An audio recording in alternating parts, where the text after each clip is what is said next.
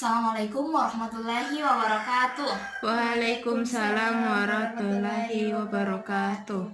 Bagaimana kabarnya semua? Baik, Bu. Baik ya. Bismillahirrahmanirrahim. Puji syukur kita panjatkan kehadirat Allah Subhanahu wa Ta'ala, karena atas berkat rahmatnya lah sehingga kita masih diberi kesempatan untuk mengikuti pembelajaran kita pada hari ini. Salawat serta salam kita kirimkan kepada Nabi Muhammad SAW yang telah membawa kita dari zaman yang gelap gulita menuju ke zaman yang terang benderang seperti saat ini. Sebelum kita memulai pembelajaran, alangkah lebih baiknya jika kita berdoa terlebih dahulu agar apa yang kita pelajari hari ini dapat lebih mudah untuk kita pahami. Baiklah, kepada ketua kelasnya silahkan untuk dipimpin doanya. Doa dimulai. Bismillahirrahmanirrahim. Rabbi zidna ilman warzuqna fahman. Ya, baik. Apakah ada temannya yang tidak hadir? Ada, Bu. Ya, Ibu cek dulu ya kehadirannya. Mirna Hadir, Bu. hadir ya. Wiranti Hadir, Bu. hadir ya. Hasiniati Hadir, Bu. ya. Rifqatul Wafiah Sakit, Bu. sakit ya. Ada surat keterangannya? Ada, Bu. Ya. Jadi kita doakan semoga Rifqatul Wafiah dapat cepat sembuh dan mengikuti pembelajaran lagi bersama dengan kita. Baiklah.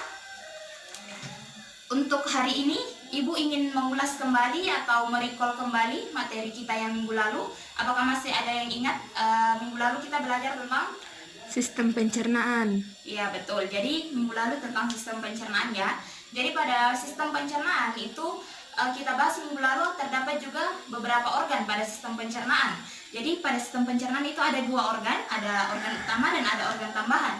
Siapa yang masih ingat apa organ utama pada sistem pencernaan? Saya, Bu. Ya, silahkan.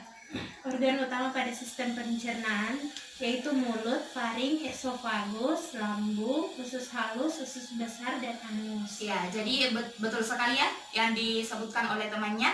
Selanjutnya, apakah ada yang ingat terkait dengan organ tambahan pada sistem pencernaan? Bu. Ya, silahkan. Organ tambahan pada sistem pencernaan yang pertama adalah hati, kedua empedu, yang ketiga pankreas. Ya, jadi betul sekali. Jadi Ibu rasa semuanya masih ingat ya materi kita minggu lalu mengenai sistem pencernaan.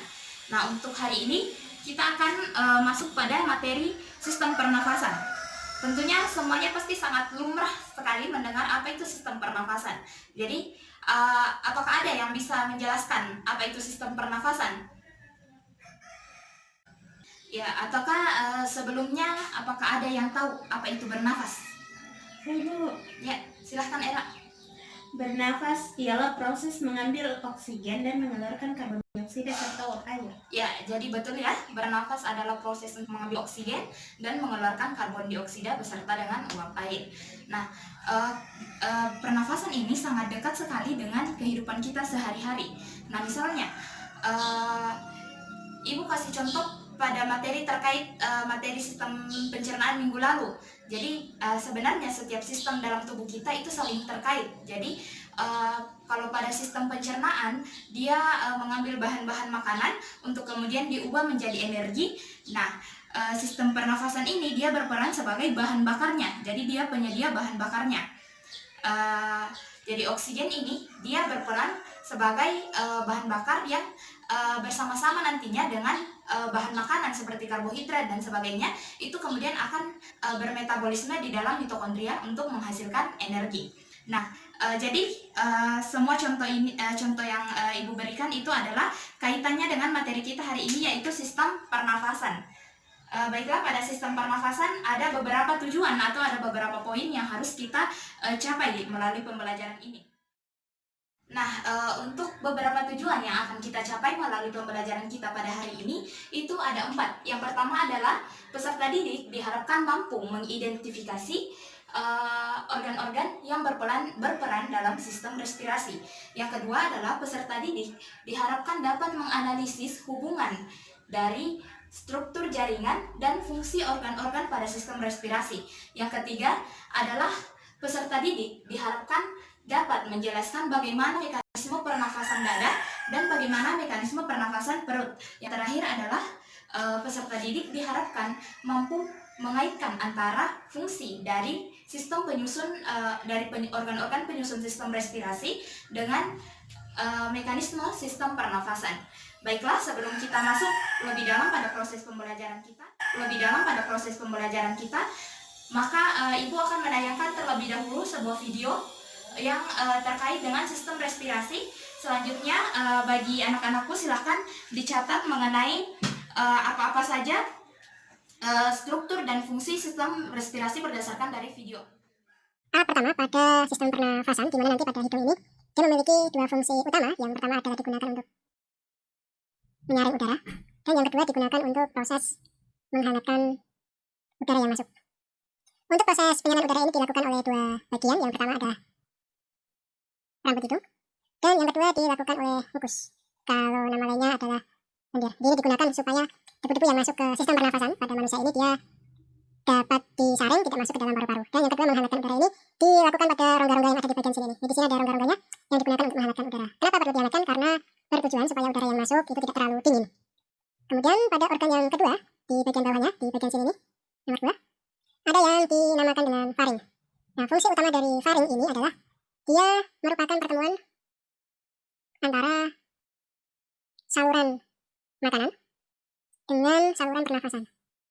Ada di bagian faring. Jadi dia nanti dilewati baik makanan maupun pernafasan dinamakan dengan faring. Kemudian yang ketiga ada yang dinamakan dengan laring. Di mana posisi dari laring? Laring masih ada di bagian sini nih. Nomor 3, namanya laring.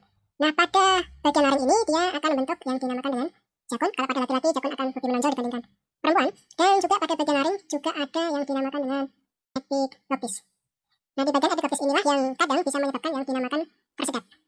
Tersedak terjadi apabila saluran pada epiglottis ini dia tidak menutup sempurna. Misalnya ketika kita makan, kemudian sambil berbicara, kadang bagian epiglottis ini masih terbuka, sehingga makanan akan masuk ke saluran pernafasan. Nah, responnya adalah dengan proses tersedak ini. Di bagian laring juga ada pita suara yang digunakan untuk untuk bersuara. Yang keempat, di bagian bawahnya, di bagian sini nih, nomor 4, ada yang dinamakan dengan trakea. Nah, trakea ini terbentuk dari yang dinamakan dengan cincin tulang rawan.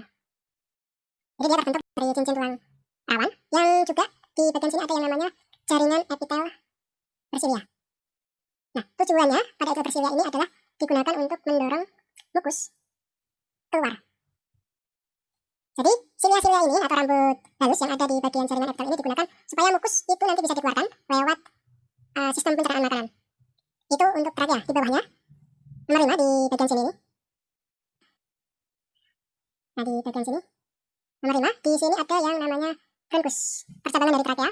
Dan nomor 6, bronkus akan bercabang-cabang lagi, ini, yang dinamakan dengan broncheus. Dan yang terakhir, pada nomor 7, ada yang dinamakan dengan alveolus. Kalau kita gambarkan, di bagian ujung-ujung sini ada bagian bulatan-bulatan kecil pada ujung-ujung dari broncheus, ini yang dinamakan dengan alveolus. Nah, seperti ini. Nomor 7, alveolus. Fungsinya digunakan untuk proses pertukaran antara oksigen dengan CO2 yang oksigen. Sistem pernafasan manusia. Bagaimana cara manusia bernafas? Tahap pernafasan terdiri atas inspirasi atau inhalasi dan ekspirasi atau eksalasi. Pada inspirasi atau inhalasi, udara masuk ke dalam saluran pernafasan, sedangkan pada ekspirasi atau eksalasi, udara keluar dari saluran pernafasan. Tahap inspirasi atau inhalasi yang pertama, diafragma atau otot pemisah rongga dada dan rongga perut berkontraksi sehingga menjadi rata atau mendatar. Tahap yang kedua, otot interkostalis, yaitu otot yang merupakan lapisan luar dari otot yang menghubungkan tulang antar rusuk berkontraksi. Tahap yang ketiga, tulang rusuk ditarik keluar dan ke atas sehingga memperbesar rongga dada. Tulang rusuk ditarik keluar dan ke atas sehingga memperbesar rongga dada. Yang keempat, rongga dada membesar. Rongga dada membesar, paru-paru mengembang, dan permukaan diperluas. Tahap yang kelima, udara mengalir ke dalam paru-paru sebagai akibat tekanan udara di rongga dada menurun. Selanjutnya tahap ekspirasi atau eksalasi merupakan kebalikan dari tahap inspirasi. Tahap ekspirasi dimulai dengan diafragma berelaksasi. Ini diafragma atau otot sekat antara rongga dada dan rongga perut kembali ke bentuk normal, yaitu berbentuk lengkung. Ini dalam bentuk lengkung. Otot interkosta eksternal atau otot antar tulang rusuk berelaksasi. Tulang rusuk akan tenggelam ke bawah dan ke dalam sehingga menekan rongga dada bagian depan. Volume rongga dada menjadi lebih kecil, sehingga volume paru-paru ikut menjadi lebih kecil karena jaringan paru-paru bersifat elastis. Nah, jadi itu tadi sedikit gambaran video terkait dengan sistem respirasi. Selanjutnya Ibu ingin perwakilan satu orang untuk maju ke depan menjelaskan apa saja yang tadi ditangkap dari gambaran video yang sudah diberikan. Silahkan kepada Saudari Iis Maulindah, silahkan maju ke depan. Nah, Ibu rasa penjelasan dari temannya tadi sudah cukup bagus ya mengenai alat-alat pernafasan. Bisa diberikan tepuk tangan? Ya, jadi terkait dengan pembahasan yang tadi disampaikan oleh temannya itu sudah dijelaskan ada beberapa alat-alat pernafasan, mulai dari hidung, di mana hidung ini dia memiliki peran untuk menyaring udara, dan selain itu dia juga berperan dalam menghangatkan udara.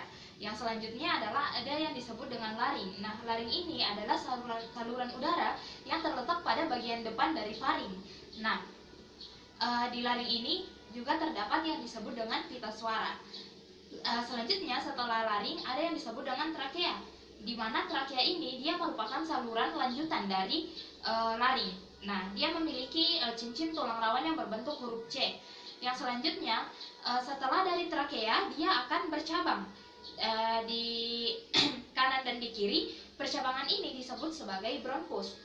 Setelahnya ada yang disebut sebagai bronkeolus. Nah, ini dari percabangan lagi dari bronkus. Selanjutnya pada bagian ujung itu ada yang disebut sebagai alveolus. Nah, alveolus inilah yang menjadi tempat pertukaran antara oksigen dengan karbon dioksida. Baiklah, untuk selanjutnya agar pembelajarannya bisa dapat lebih optimal dan kita dapat membahas lagi lebih dalam, maka Ibu akan membagi kalian ke dalam dua kelompok, yaitu untuk kelompok pertama anggotanya ada Wiranti, Hijrah, kemudian ada Era dan Mirna. Kemudian untuk kelompok kedua ada Hasniati, kemudian Trisna, Putri, dan Hardiansyah. Selanjutnya kalian akan mendiskusikan terkait topik mekanisme sistem respirasi, baik itu inspirasi maupun ekspirasi. Selanjutnya silahkan nama-nama yang tadi sudah disebutkan silahkan bergabung dengan teman kelompoknya. Kemudian kalau bisa bentuk melingkar ya untuk diskusi. Kemudian kalau ada beberapa hal yang belum dipahami silahkan boleh bertanya. Atau sudah paham? Sudah paham? Ya, baiklah. Ibu berikan waktu 30 menit untuk melakukan diskusi. Ya, jadi bagaimana diskusinya? Apakah ada masalah? Tidak, Bu. Ya, bagaimana dengan kelompok 2? Apakah sudah selesai? Sudah ya? Ya. Jadi kalau sudah, Ibu ingin satu orang tiap perwakilan dari kelompoknya untuk maju ke depan dan memaparkan hasil dari diskusinya. Pertama kepada kelompok 1. Kelompok 1 tadi membahas mengenai mekanisme pernafasan. Mekanisme inspirasi, Bu. Mekanisme inspirasi ya. Silahkan perwakilan kelompoknya maju ke depan.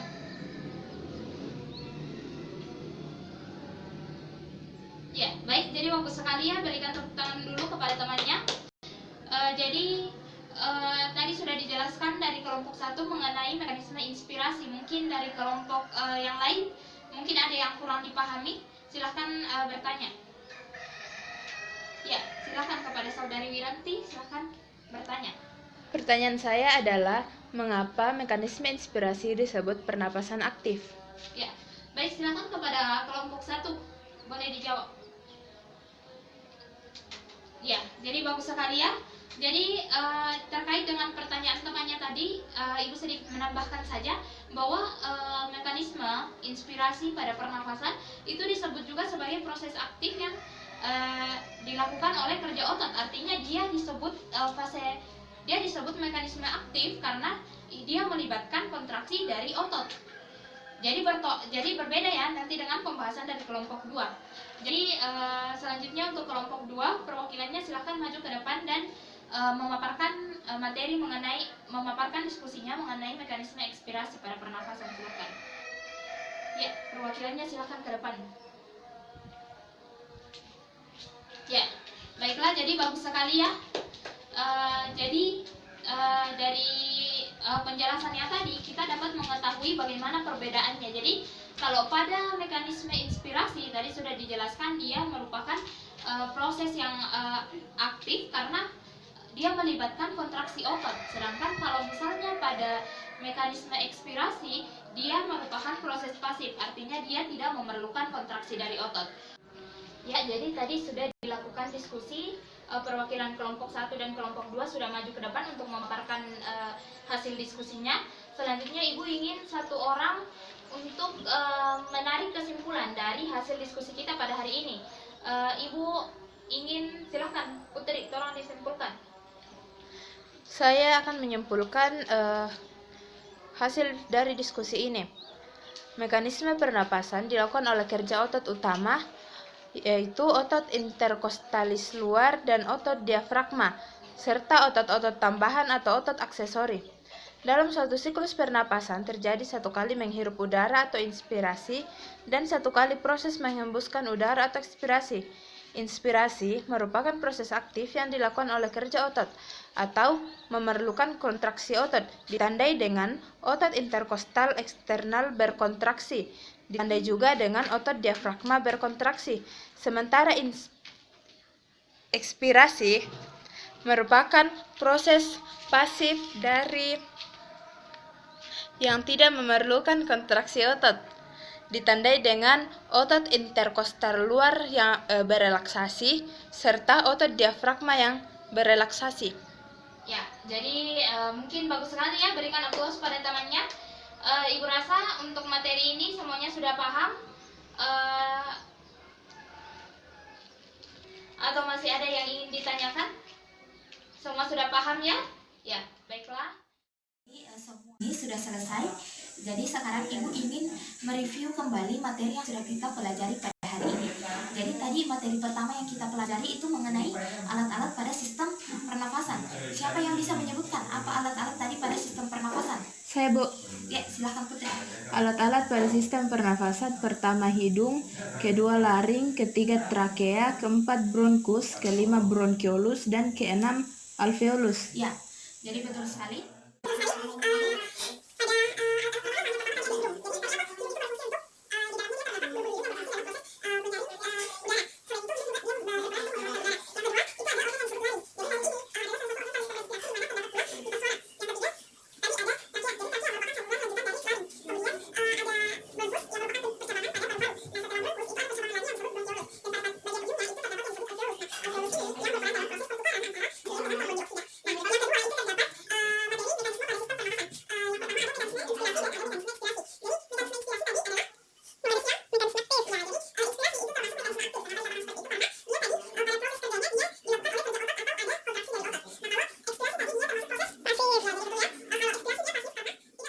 Materi yang sudah kita pelajari, Ibu rasa keaktifannya untuk hari ini sudah cukup bagus. Tepuk tangan untuk kita semua. Ya, jadi untuk selanjutnya Ibu ingin anak-anak untuk lebih memperbanyak lagi membaca bukunya. Jadi kita akan melanjutkan pembelajaran kita untuk minggu depan pada materi mengenai masih pada sistem pernafasan. Materinya terkait dengan pengaruh pencemaran udara terhadap sistem pernafasan, kemudian gangguan pada sistem pernafasan, dan teknologi pada sistem pernafasan. Nah, mungkin itu saja materi kita pada hari ini. Selanjutnya Ibu ingin persilahkan kepada ketua kelasnya untuk membacakan kembali doa. Bismillahirrahmanirrahim. Bismillahi tawakkaltu 'alallahi la haula wala quwata illa billah. Amin. Ya, baik, mungkin cukup sekian. Wabillahi taufiq wal hidayah. Wassalamualaikum warahmatullahi wabarakatuh. Waalaikumsalam warahmatullahi wabarakatuh.